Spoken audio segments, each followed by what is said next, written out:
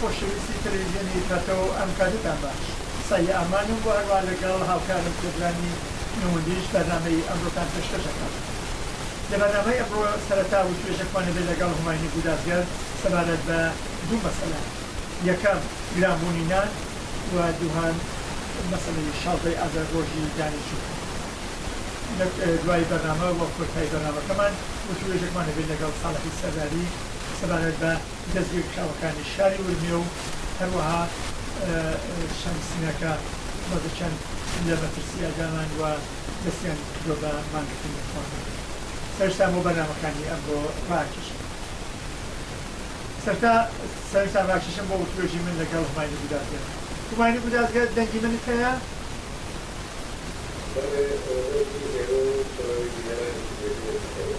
سپاس دەکەم، مەمنون لەوەی کە بەرجاری کرد لە بەرنامەیە بڕیان. هوماینی گودازگەر هەروەکە زانی نان گران بوو. نان شتێکی مهم و گرنگە لە حیاتی ڕۆژانەی خەڵکە بەتایبەت لە ئێران. طبعا لە دنیاە بەڵام لە ئێران مەسەلەی نان یا خواردنی نان شتێک کە ڕۆژانە سێژەمە خەڵک بەکارهێنێت و ئەبێ بخوات. ئێوە سەبارەت بە مەسەلەی گرانبوونی نان بۆ بنوەرزەی کە نانی تیا گران بووە چییە؟ بەڵێ هەرێک وەک ئێوەش ئیشارەتان پێکرد لە هەموو شوێنێک شت گران ئەبێت و شتێکی کە بێڵەیە، بەڵام ئەوە بۆ ئێمە ئیسە لە ئێران نان گران بووە ئیشارەی پێ ئەکەین و ئەمانە ناشی لە وەزعیەتێکە کە ئێستا چەندین ساڵەوە شاید لەوانەیە درستتر بڵێن چەندین دەهەیە کە لە جامعەی ئێران ڕادەی گرانی و ڕادەی مەشەقاتی زندگی و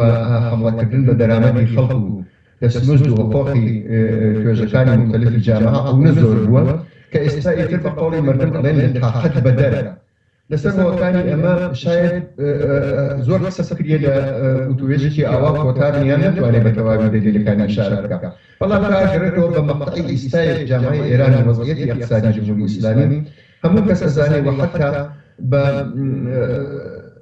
هێنی خۆیان قەزاوەتی خودی کاربەدەستانی جمهوری ئیسلامیش وەزعی اقتصادی جمهوری ئیسلامی فەلەشکردەیە. جمهوری ئیسلامی لە ئەم ڕابطە لەم ساڵانە پەلەقاژێ زۆری کردووە. ئەوەڵین گزینەی هەمیشە ئەوە بووە کە حەمڵە بکا بە مەعیشەتی خەڵک لە ڕێگەی گرانکردنی جنسەوە. ئیمساڵ هەروە کە خۆتان ئەزانن مزاکرەی ئەتۆمی و بە تەوری کولی ئەوە کە غەرب بتوانێت مەقداری لە داراییەکانی ئازاد بکات و ئەمانە یەکێک لە مەشەوەقەکانیان بوون کە هەروەک تەواوی جامعە ئاگادارە لە یەک دوو حەڵقەی ڕابردووە ئەمە پیشەڵ بووەوە بە نەتیجە نەگەیشت. لە لایەکی ترەوە نەوت هەرزان بووەوە ئەو شتەکە ئەوان بەراوردیان کردبوو لە بودجەکەیانە بەو ئەنازە ئەرز و وڵایەتە ناو سنووقی دەوڵەت بۆ ئەوە کە لە ساڵی داهاتووە بتوانێت کاروبارەکەی خۆی پێ جێبەجێ بکات و گرانبوونی ئەرز بازم بۆ سەبایسەوە کە دەوڵەت نەتوانێت ئەو شتەکە بەراوردی کە لە بودجەکانیا ئەوانە باتە بەرەوە. جا هەر بۆیە وەختی لە ئەم عەرزانە ناکام بوو ئەوەڵین عەرزەیە کە وەکو هەمیشە لە ئەم 35 ساڵی ڕابردووە مراجعی پێکردووە مەعیشەتی خەڵک بووە لە تەریخی گرانیەوە کە ئەم جارە نانی بەرکەوتووە و نان بە ڕادەی لانی کەم 30% ئەمە هێنی تارانە تەنیا قرارە گران بێت و ئیتر خۆتان حسابی کەن و مردم باشتر لە ئێمە ئەزانن کە یانێ چه حمڵەیەک یانێ چه حمڵەیەک بە سەطحی قدرەتی خەلیدی مردم لەنێو جامعە ئەگەر بمەوێ بە مەشەخەسەن بڵێن هۆکانی چی بووە وەزعی اقتصادی جمهوری ئیسلامی وەزعی اقتصادی وەخیمی جمهوری ئیسلامی بووە سەبایس ئەوە کە دوای ئەوە کە نەتوانێت لە بوارەکان ترا وەزعی اقتصادی سەر سامان پێبات و بوجەکەی تر بکاتەوە حمڵە بکات لەسەر مەعیشەتی خەڵک و ئەمە تازە سەرەتای کارە و هەروەها کە خۆیان لە 24 ساعاتی ڕابردووە ڕایگەیانوە لەوانەیە لە ماڵیاتەکانیش بەرنەسەر و خودی گرانبوونی نان ئۆتۆماتیک ئەبێتە باعث ئەوە کە شتومەکی تر و پێداویستیەکانی ئەسڵی خەڵکی هەژار و فەقیر لە جامعات لە ڕۆژانی داهاتووە تا ئاخری ساڵی 93 قیمەتەکانیان بچێتە بان. چۆن خودی ئەمە ئەبێتە باعث ئەوە کە ئەبێت کاریگەر ئەبێت ئەو کەسەی وا کار ئەکا داوای حەقدەستی زیاتر بکات ئەبێتە باعث ئەوە کە مەوادی خام گرانتر بێت و ئەمە هەر وەکو زەنجیرەیەک پێ بە پێ و پلە پلە سرایەت ئەکاتە تەواوی بەشەکانی تر و تەواوی مەوادی خوراکی مردم گرانە بێت. لە نەتیجە هۆکەی عیبارەتە لە ناتەوانی جمهوری ئیسلامی لە بەڕێوەبردنی اقتصادیە و بحرانێکی اقتصادی کە بە وجودی هاوردووە بۆ جامعە. وين بجارجر أم جرانين يعني لحالك كتنبر لموبر بس لا وظن مليار ريال يعني دوكا 12000 مليار ريال هنا كان إخلاصا كان يعني كشل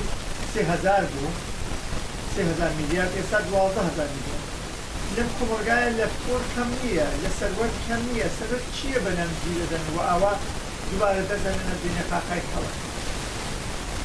بەڵێ ئەمە کە ئێوە باستان کرد تازە شتێکە کە ئەوان بۆیان نەشاراوەتەوە و مەجبور بوون ئیعلانەکەن ئەگەر نا ڕێگەی فەساد و بە تۆری کولی ئەو ئامارانە کە لە بخۆری ماڵی خەڵک لە نێو جمهوری ئیسلامیە بووە زۆر لەوە زیاترە مەسەلە ئەوە نییە کە نەحمەت وجودی نییە مەسەلە ئەوە نییە کە بە ئەنازەی کافی سەروەت و ڕەفاه وجودی نییە لە نێو ئەو جامعە کە بە ناو جامعە دابەش کردێن وحتى مسألة أولية كأما بو خور قانوني كي ذاتي سرمایه‌داریه لوانه کسی به من بله یا کسی به اما بله خب باشه لترکیه شوية لأمريكا شوية لأوروبا شوية سرمایه‌داری يعني أول بو معناه يعني رفاه ثروة وسامان باش فكرية أماش دروسة بلام لما ورد جمهورية إسلامية مسألة فرقك إيوا تماشات كان بزانن دم دستگاه سكرتيري جمهورية إسلامية بوجهه بوشي بكار كده بزانن وسعد دم دستگاه سكرتيري جمهورية إسلامية وديان انها سازماني سرکردگەر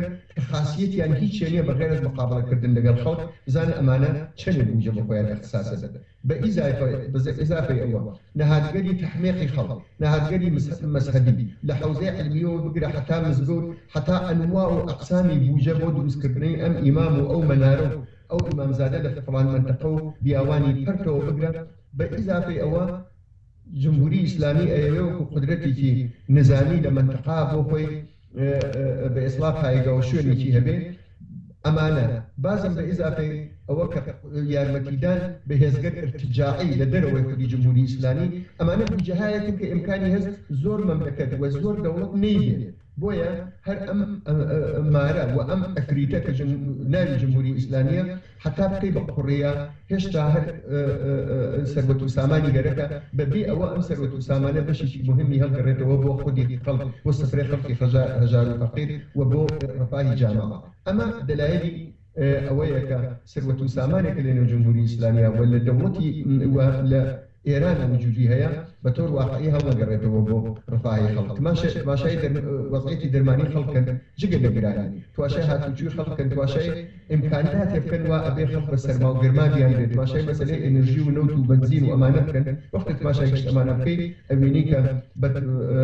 زور أشكراء إمكاناتي واقعي كلين الجامعة إيران وجودي هي ناني يتسر اختياري ومالاني خلق بل كبأوشتانا كمن باسم كر بو قايل كبنوي جمهوري إسلامي خودی معنوی جمهوری اسلامی و دم دستگاه ارتجاعی چه لناو چه لروی ولات سیاست بکاری می‌گیرد. بروانی جالگرد لب باسی درمان کل قصه وزیری بهداشت بیکوتوکا که اوسوی اگر سوای خلیجی فارس بتروشین اصلا نتوانی بودن به مداوای خلقا و توصیه کرده بو که خلق به كيفية غذاء خوان ومقدار كيف بالمسألة خوي دولة جيلية أنا ما نازل أجر وكو قضية حاكمة كلها توتي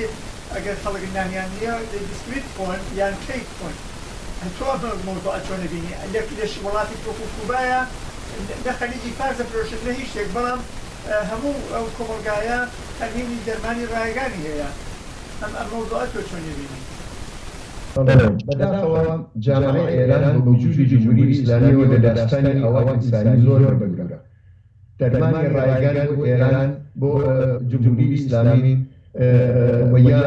أوكا مردم بي درمانيان بيرتوانن ببيع أو كفشاري اقتصاديان بيرتوانن خوشي جسم ولشي خوي مناطق وسكاريان بير أما لو داستاني هزار يكشفوا استخدام الدفرين نانا استخدام الروح سيك كاركن استخدام مشاكل معيش البصري خود جمهورية إسلامية ورجيم سرمایه‌داری بهر وارد وبنوسي كلية بغناء ومشمارات لفمكم لنتيجتها أوجه حلقة ركوب جمهورية إسلامي أو ثانيا كساني وكو وزير بهداش وكاربدا ثاني ترئيكن بطوري واقعي لنيو خلقا موجودين مسخرو جوب درهنانا کەس بەوەی گوێ نادا مردم ئەزانن کە جمهوری ئیسلامی چ بەڵایەکە کەوتە سەگیانیان ئەوان ئەو قسانە بۆ ئەوە ئەکەن کە بتوانن تا نازەیە بەر بە بەعزە حركاتي بعض اعتراضاتي كليني وجامعة هي والجورة قريت أنا لاساي أواكن وكشون كارش ناساني اقتصادي لغرب ولولاتاني تري سرماية دارية خليك بأعمال وأرقام خليك الروشني أكنوك إنسان أو نتواني اقتصاديانية أو نأتوان دسمز بنا بروح بدنا سروا أو نأتوان الاقتصاد بندو مسألة درمان وأمان خليك لاساي أوكنو كبلين مش قريت من آوا بإصلاح بوجه بندی بکەین و نوعی منطق بەکاربێنن بۆ ئەوە بتوانن جامعەی پێ مقداری سەرکەوت بکەن بەڵام کاری جمهوری ئیسلامی هەموو کەس ئەزانێ لەمانە گوزراوە نفرەتێکە مردم هەیانە هەر بە بۆنەی ئەم تەبعیزاتە اقتصادیەوە بە بۆنەی ئەم فەقر و هەژاریەوە کە ئایسە کەوتە سەر ناو جامعە بە ڕەنگ و ڕوخساری تەواوی مردما ئەیبینی ئەمە زیاتر معادڵەی خەڵکە لەگەڵ جمهوری ئیسلامی و کاربەردەستانی تا گوێگرتن لە ئەو فرمایشتانە کە بیسکویت خۆن نان مەخۆن یا ئەوە وەزعی دەرمانیە مردم کەیفیەتی غەزای خۆیان بەرنەسەرێ ئەوەڵی سوال ئەوەیە کە چۆن بیکەین وەختی کار نییە وەختی ئەوە وەزعی دەستمزدە وەختی ئەوە وەزعی بێکاریە وەختی ئەوە وەزعی مەسایلی اجتماعیە چۆن بیکەین و هەموو ئەم شتانە پرسیار و سوالەکەی هەڵگرتەوە بە خودی جمهوری ئیسلامی و بەحرانێکە ئەو بۆ سەبایسی وين زاد قال بس بس وقت كان ما أساسات كان قبل الإسلامي يعني أول ثانية قبل السنة أساسات كان الشيء يعني كنا قصو من البلد بس هو كشفان وكسانة كبيرة للمشروع وأنا كشارك سياسي وأنا كشارك كومرايتي وأنا كمينان يعني أمر بخصوص من الله كان يعني أيا به دست وطابن دست أشنو دانشن يعني خارج كان لما طبيعي دروجور كل كان بەڵێ ڕاستەکەی شاید خراپ نەبوو هەر لەسەر مەسەلەی ئەم گرانی و گرانینان بنیان بە سابقە و تاریخەکەیان مقدارە بڕۆکەوە بەڵام ئەوکەوە باستان کرد ئێمە فرسەتێکی وا نییە بۆ ئەم باسە شتێکە مهمە بە نەزەری من ئەویش ئەوەیە کە ئیسەی یەواشیواش بە ئاخری ساڵ هەڵەگەڕینەوە طبقەی کارگەری ئێران و نەتەنیا طبقەی کارگەر بەڵکە لە قشرەکانی تری کارمەندانی خوار و ئەوانە کە هەر جز و طبقەی کارگەری ئێران بەخەسارتێن ئەشنە شەڕێکی هەنگاو بە هەنگاو لەگەڵ جمهوری ئیسلامی و سەرمایەداران بۆ زیادکردنی دەستمزد ئەم زیادکردنی حەقدەسە ئەگەر شڕ و پڕ و متشەکل بێ وە بتوانێت دەرفەتێکی بان لە زیادکردنی دەستمزد بە جمهوری ئیسلامی تەحمیل بکا بە سەرمایەداران تەحمیل بکا لە واقعا ئەبێت ئەم کەم بوونەوەی زیادبوونەوەی قیمەتی نان و گرانیشیە لە خۆیان بە حساب بێنێ یعنی باتەوە جۆ بە حەمڵەیە کە ئێستا پێکراوە ئەبێ دەستمزد بڕۆتە سەرەوە جگە لە ئەوە کارگەرانی شاخۆ لە منطقەگەری مهمە لە ماشین سازی و لە پتروشیمیەکانە لە سازیەکانە و ئەو شوێنانەوە کارگەری متشەکل و بە قدرەتی تایەوە خۆشبەختانە لە ساڵانی ڕابردووە ئێمە نیشانەی ئەومانەی وە کەتوانیە لە ملالێت بکەن لەگەڵ سەرمایەداران بۆ دەرهاوردنی حقوقی خۆیان ئەمانە ئەتوانن لە سەفی ئەوڵەوە بۆ مەسەلەی دەستمزد و تەعینی دەستمزدی بان ئەتوانن تەئسیری ئەساسیان بێت گوێدان بە تەوەڕوونی ڕەسمی دەوڵەت حەق گومڕاهکردن واقعیت ئەوەیە کە تەوەڕوون لە ئەندازە بەدەرە ڕۆحانی بۆ ئەوە گەریتە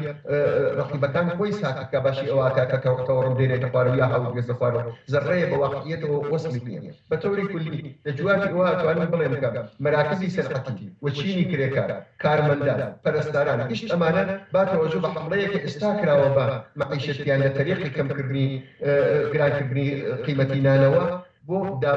دابینکردنی حقوقی ساڵی نەوەچوار ئەبێ هەموو ئەمانە لەنزرا بگرن و پڕ بەپڕ لە ناو جامعاتە درێژی بۆ بکەن و خۆیان متشەکڵانە بڕۆنە مەیان و عەلەنەن داوا بکەن لە جمهوری ئیسلامی و سەرمایەداران کە دەستمزدەکانیان بوونە سەر ئەمە یەکێکی دووەمی ئەکرێ لە دەوڵەت داوا بکرێ مایحتاجی عمومی ئەوەی کە خۆراکی ئەسڵی جامعەیە سوبسیدی پێ بدات و قیمەتی هەرزانتر بنێتە اختیار ئەو کەسانە کە بتوانن تۆزی هەرزانتر بیفرۆشن بە مردمی کەم دەرامەت و ئەو مردمی هەژار و فەقیر باسی یارانەکان کە کراوە ئێستا ئێمە لێرە شاید وەختمان نەبێت قسەی لێ بکەین ئەویش بۆ خۆی فێڵێکە بۆ خۆی حقوقەیەکە کە جمهوری ئیسلامی داوێت لە خەڵکی هەژار و فەقیر و ئەبێت لە وەختی خۆیان لە مورد ئەو حقوقەیە و قسە و باسێک بکرێ و مەردم خۆیان باش ئەزانن کە جمهوری ئیسلامی باسی یارانە فقط بۆ گرانکردنی شتومەت لێ دەکەن. سپاس دەکەم وانی بدارگەر کار لەگەڵمان بە تا هاوکارم پێزانینەوەنیش پارچەی موسیقی بڵاو کاتەوە ئەوجار بەشی دووهەمی بەرنامەکەمان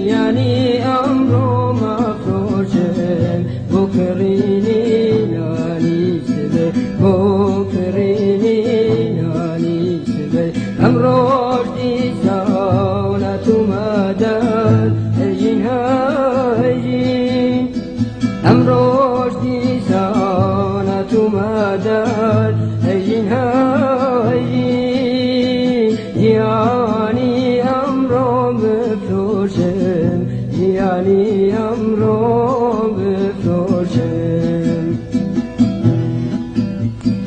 نمناکره خوانینان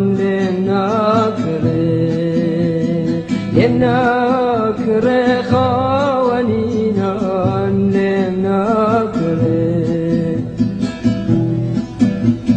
هنایکم فنگا و تابین و گرو هنایکم فنگا و تابین و گرو ایداد ایداد ایداد ایداد لمبازا و رب رحمدا جيانا زانترالنان لمبازا و رب رحمدا جيانا زانترالنان لا لا لا لا لا لا لا لا لا لا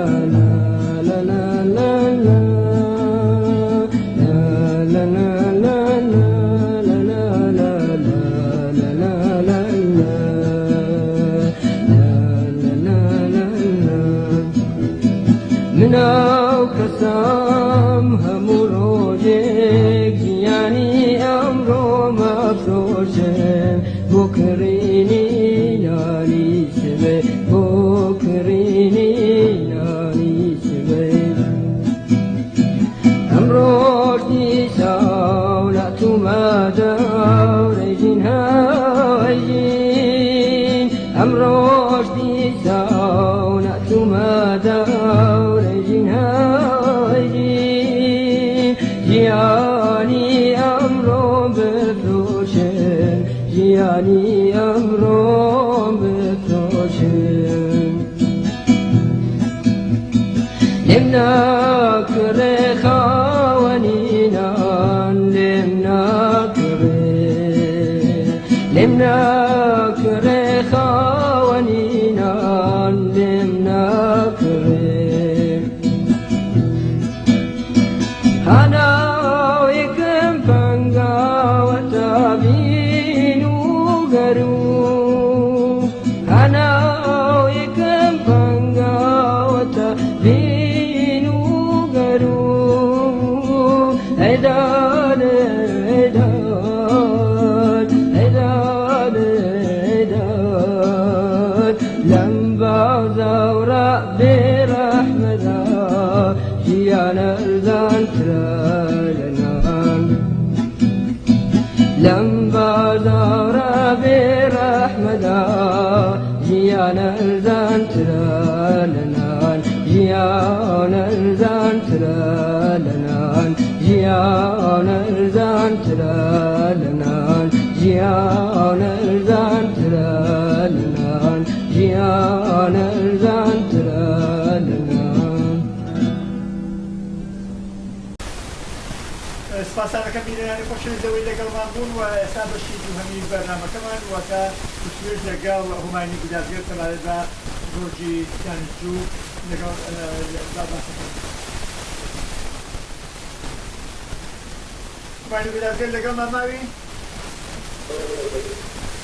ئەمڕۆ ڕۆژ یعنی واتە ڕۆژی دوێنێکە ڕۆژی دانیشتوو بوو و شەڵی ئازەر سەبارەت بەمە بەحەز زۆرە تەبان فەقەت دەبێت بە خودچی لەگەڵ تۆش باس بکەم کە گرنگی ئەم ڕۆژە چییە لە تاریخی بزوتنەوەی دانیشتووی ئێرانە و یا بزوتنەوەی ئازادی خۆزانی ئێران. بەڵێ من تەواوی مبارزاتی سەرکەوتووانەی دانیشتگا لە کەی سێ چوارگەهەی گوزەشتا تەبریک دەڵێم بە هەر میایانێکی ئازادیخواز بەتایبەت بە تەواوی دانیشتوانی دانیشتەکانی ئێران. دانیشتگا سەنگەرە ئەنقلاب ئەست هەموو کەسێک لە لەسەر ئێمەمانانە لە بیرێکی کە شعارێکی لە شعارەکانی خێرە من جاوەفەق بوون و ئەوە تەنیا شعار نەبوو واقعیەتێ بوو کە حتا لە چەندین دەهەبە لە ئینقلاب من جاوەفەقەوە تا ئێستا دانیشتگا وەکو مەهدی جوڵانەوە ئازادیخوازی و دفاعکردن لە کەرامەتی ئینسان و دفاعکردن لە خەڵکی دفاع و هەژار و فەقیر لە دەرەوەی دانیشتگا هەمیشە ئەلگوو بووە. هەر بۆیە ئەم ڕۆژە وەکو هەسێرەیەکی گەشت لە نێو تاریخی مبارزاتی خەڵکا لە ئێرانە هەمیشە ئەگەشێتەوە و هەر کەسێک لە ئەم ڕۆژا بە بۆچوون و بە تەبینێک کە خۆی هەیەی لە جێگە و نەخشی مبارزاتی دانیژویی ڕێزی لێ ئەگرێت وەکەوێتە یاداوەری ئەم ڕۆژە بە ئیسڵاح گەڕانەوەی تاریخەکەی ئەوە کە ئەم ڕۆژە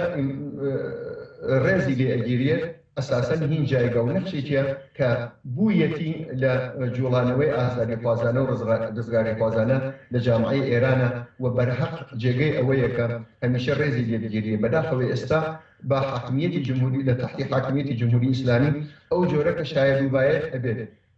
ڕێزی لێ بگیرێت و پەروەندەی مبارزات و تێکۆشانی دانیژوان تەواوی ئەو تەلاش و فەداکاریانە کە قیمەتی بۆ دراوە هەر لە قیمەتی ئەوە کە کەسانی گیانیان لە دەستدا لە بەرچاوی خۆمانەوە دیمانە تا ئەوەی کە دەیان سەدان و هەزاران دانیژوو زندگیان تەباه بوو لە دانیشگا دەرکران تا ئەوەی کە زۆریان کەوتنە زیندان و ئێستاش لە زیندانن تا ئەوەی زۆریان کەوتنە حاڵەتی ئەوە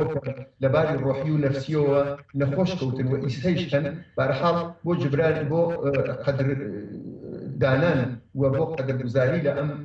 جوڵانەوە گەورە و ئینسانە شەریک و مبارزانە لە وەختی خۆیان بە بێ جمهوری ئیسلامی ئەبێ ساڵگەرگەرێکی شکۆدار ساڵگەرگەرێکی شکۆهمەند ئەو جۆرە کە لایەقی جنبشی دانیژویە بۆ دانیژوەکان بگیرێت لە نەتیجە زۆر بەدەهیدە و زۆریش تەبیعیە و زۆریش قابل پشتیوانیە کە ڕۆژی 21 ئازار هەر بنیانێکی ئازادی خواز و ئینسان دۆست و بەرابەری تەڵەب کە عەلەیهی ئیرتجاع و کۆنەپەرستی تەمایلی هەیە بێتە مەیدانی دفاع بکات بۆ 21 ئازار بۆ ڕێزگرتنی بێتە مەیدانی پشتیوانی لێوەکان. شازەی ئازێرمان باس کرد بۆ شازەی ئازێر لە کاران و بەشە لە شارەکانی کوردستان بەتابەت شاریستنا لەم ڕۆژە هەروە لە ساڵ 66 بژتنەوەیەک بە ناوی داف ڕوودا کە ئەمە تەحولێکی گەورە بوو لە بژتنەوەی دانیژویە سەربارەت بە داف ئەم سنەتە ئایا ئەکرێ دوبارە ئەحیا بکرێتەوە ممکنە یان ناوە ئایا کۆمەلگا پێویستی بە ئەحیای ئەم بژتنەوە هەیە لەنظرەوەوە بە ناوەڕۆک تماشایکەیت نە بە ناو هەر ئێستاشدا وجودی هەیە دروسە جمهوری ئیسلامی دایسته چەندین تەشەکل وەکو داری سەرکوت کردووە ئەوە مەیلی چەپ لە داو دانیشتەکان ئێرانە هەر لە نیم قەرنی گوزەشتا هەمیشە وجودی بووە کانگای زۆرێک لە تەشەکل و حتا ئەحزابی سیاسی لە دانیشگاوە بەدەست پێ کردووە ئەم دابە و ئەحزابی و جەرایاناتی تر کە لەباری مەیلی سیاسیەوە هەر وەکو دار ئازادیخوا و بەرابەری تەڵەب بوون نەتەنیا پێشدا وجودیان بوو دوای سەرکوتکردنی داریش وجودیان هەیە و ئێستاش وجودی هەیە ئەوەی کە مهمە پوشەڵکردنەوەی سیاست هەیە کە جەرایاناتی نەیاندا چه حکوومەتی و چه غیر حکوومەتی چه ئیسلاح طلب و چه غیر ئیسلاح طلب و چه ئەوانە کە بەداخەوە کۆڵیانداوە دوای ئەو سەرکوتە و هەڵگەڕانەوە و ئیسە جۆرێتر خەریکە قساکەن و ئەرزیاری ئەو تاریخا کرد بەنظر من بەرامبەر بە ئەوانە بێسیسی ئەگەرنا نەتەنیا ممکنە من نەتەنیا معتەقدم بەڵکە پێ 100% مطمئنم کە ئێستا ئەو مەیلی بۆچوونە هەر وجودی هەیە و لە نێو دانیژوان و دانیشگاکان ئێرانە مشخصەن دانیشگاگەری مهم و دانیشگاگەرێکی سابقەی مبارزاتی ئازادیخواهانیان هەیە ئەم جەریانە ڕۆڵ و بۆچوونە کە دابووی هەر ئێستاش وجودی هەیە و لە ئایندەیشا 100% وجودی ئەبێت و ئەوەی کە مهمە ئەویش ئەوەیە کە سەرفی مبارزە بۆ عەداڵەتی ئیجتیماعی لە نێو دانیشگاکانان بۆ سەرغەریزەیە و هەیە و ئەسڵەن جزء و خصلەت و ماهیەتی ڕۆشنبیری لە دانیشگا و ئەمە بە نەزەر من بە هیچ دیکتاتۆری و سەرکردگیریەکی وحشیانەتە لە جمهوری ئیسلامیش کۆتایی پێ نایە. پرۆفیسۆر یاخر لە کوردستانیش تەمان بەشە لە نخۆگانی ئەم کۆمەلگایە لە دانیشگاکان دەرەهێنن یاوەدا تاریکە مەسئلەی ئەمری مارکسیسم و کۆمۆنیزمە بۆ بەدەستگرتنی کۆمەلگای ئەمڕۆ لەناو دانیشگاکانشە طبعاً دانیژوانێکیش هەندە هەر وەکو خۆ باسی کرد مەیلی ئازادی خوازانە و چەپیان هەیە ئەمڕۆ وەزیفەی ئەمان چییە لە سەڵگەری شازەی ئازێرە کە دوایە بۆ داهات بتوانن چی بکەن کە دانیشگا بێتە ئەو سەنگەرێکە کە دفاع لە ئینسانیەت و کەرامەت ئینسانی و مەیلی چەپ بکرێت. هەر وەک خۆتان ئیشارەتان پێکرد لە کوردستان ئەم مەیلە وجودی هەیە من ئەتوانم ئیزافەی کەم کە حتا قویترە ئەوە کە بۆچی وایە شاید فرسەتە ترا بکرێ باسی لێ بکەیت کە بۆچی فەزای سیاسی کوردستان زیاتر ڕێگە ئەدا بە ئەوە کە ئەم بە ئیسڵاگەرایش و مەیلی چەپە توانێت بەتر بێتە مەیدان لە دانشگای شار عینی شتە لە دانشگایشە مبارزاتی دانشجویان بۆ ئەوە کە بتوانێت بە مەیلی چەپ و سوسیالیستی بەرابەری تەڵەبانە و عەداڵەتخواهانە بێتە بەرەوە مهمترین وەزیفەی عیبارەتە لە ئینسجام و اتحاد منظورم اتحادی ئەوەنیە کە حەزبی سیاسی دابن کە جمهوری ئیسلامی بیان کاتە هەدەف لێ بدا اتحاد و تشکل منظورم تشکلی ئاوانیە کە جمهوری ئیسلامی خۆیان بکەن بە سیبلی جمهوری ئیسلامی بەڵام هەل لە داخوازە سنفیەکانەوە تا تەزئیق عەلەی ژنان تا ئەوە کە هیچ ئیمکاناتێک تقریبا ئەتوانین بڵێن هیچ ئیمکاناتێکی ئەوتۆ کە بەرابەری بکا لەگەڵ دنیای گەڕنی ئمڕوا لە دانشگاکانە بۆ خوێندن و لە سەرحی کەیفیەتی ماتریال و ئوستاد و هەموو شتێکەوە بگرە حتا نەبوونی ئازادی لە دانشگاکانە بۆ بیرۆڕادەبڕین و ئەمانە ئەتوانین هیچی ئەو ماتریال و مەوادە بن کە لەسەری اتحاد وتشکل بوجود بێت و دانشجویان بتوانن بە شێوەیەکی مدرن و ئیمڕۆژی لە ئینسانیەتی خۆیان ها بەپێ ئەوەی کە ئیمڕۆ دنیا بۆ دانشجویانی بەڕەوادی و هاوڵبێسە مەیدان ئەتوانن بۆ لە ڕێگا بە جنبشی ئازادیخواسی و بەرابەری تەڵەبی و بە جنبشێکی مدرن و ئیمڕۆژی ئەتوانن قووە بکەن و ئەمە شتێکە کە وەکم باسی کرد لە سوعالی پێشوا ئیسە لە ئارادایە فقط گەرەیەکە ئەو کەسانەی کە ڕەهبەرانی دانشجویانن بتوانن بۆ متشەکلکردن و ڕێکخستنی ئەم مەیلە و ئەم گەرایشە بە شێوەیەکی ژیرانە و سیاسی بتوانن بڕۆ لە مەیدان. زۆر سپاس دەکەم هەمایەتی گودارگە بۆ بەرگری لەم بەرنامە. بینەرانی خۆشەویست سەرچاوەیەکیشم بۆ درێژی بەرنامەکانی ئەمڕۆ لەگەڵمان.